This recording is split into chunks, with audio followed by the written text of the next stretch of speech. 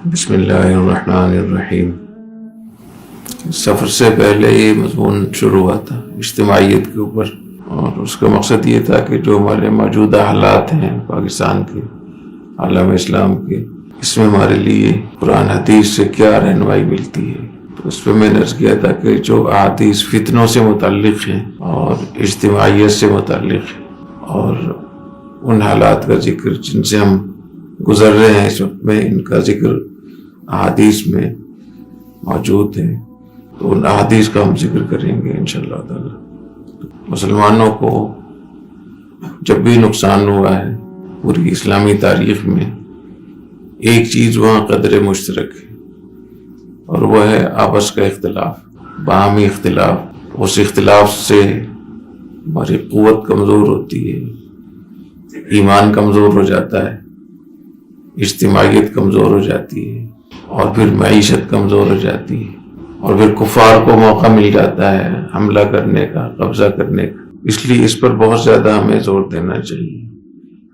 کل جو میں نے واقعہ سنایا تھا سلطان ٹیپو شہید رحمہ اللہ تعالیٰ کا، اتنا غیرت مند حکمران، دیندار بھی اور غیرت مند بھی، بہادر بھی، تو ایک واقعہ تو جو آخری واقعہ ان کی شہادت کا وہ تو سب کو معلوم ہے، لیکن اس سے پہلے انگریزوں سے ایک اور ان کی لڑائی ہوئی تھی، اور اس لڑائی کے نتیجے میں ان کو مصالحت کرنا پڑی۔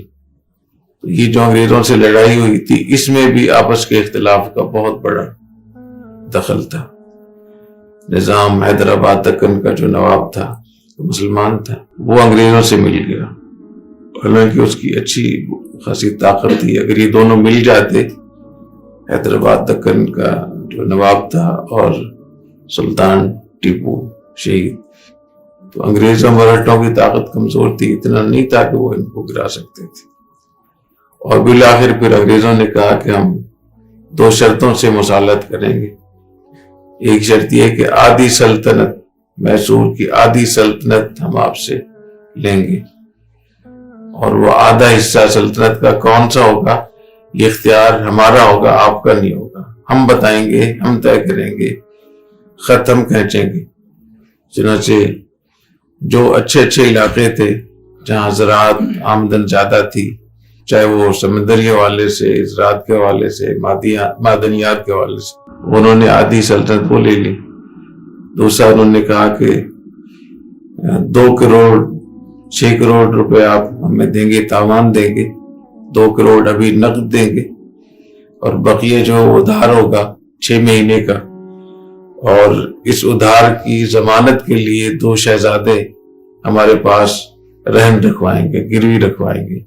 چنانچہ 2 شہزادے جن کی عمریں 7 اور 9 سال کی تھی، غالباً نابالغ تھے، ان کو نہلا دھلا کر سجا کر انگریزوں کے حوالے کیا گیا، اور سلطنت کے لوگ سب رو رہے تھے، کیونکہ بہت بڑی ایک آزمائش تھی۔ شہزادوں کو انگریزوں کے حوالے کرنا کوئی معمولی بات نہیں تھی، لیکن جب حالات خراب ہوتے ہیں تو یہاں تک حالات کا جبر ہوتا ہے، یہاں تک مجبوریاں ہوتی ہیں۔ تو یہ میں عرض کر رہا ہوں کہ جس طریقے سے ہم آپس میں گتھم گتھا ہیں سیاسی اس پہ، اور ہر پارٹی کوشش کرتی ہے کہ دوسری پارٹی کو شکست ہو جائے، اس میں ہماری جو اخلاقی اقدار ہیں اور ہمارے جو ریاستی مفادات ہیں، ملکی سلامتی کے تقاضے ہیں، ہماری ملکی معیشت کے تقاضے ہیں، اس کو اگر ہم نظر انداز کر رہے ہیں تو سنت اللہ تو پھر یہی ہے۔ باقی اللہ تعالیٰ رحم کریں، تو یہ اللہ کا قانون نہیں ہے۔ اللہ تعالیٰ کا قانون یہی ہے کہ جو آدمی توبہ کرتا ہے، استغفار کرتا ہے، اپنی اصلاح کرتا ہے، تو اللہ تعالیٰ اس کے لیے راستے کھولتے، اور جو اخلاقی طور پہ بالاختیار بالقصد تباہی کی طرف جا رہے ہیں، اور بار بار جگانے پر بھی نہ جاگے، اگر اس کو نقصان ہوتا ہے تو اللہ تعالیٰ کا نظام ہے۔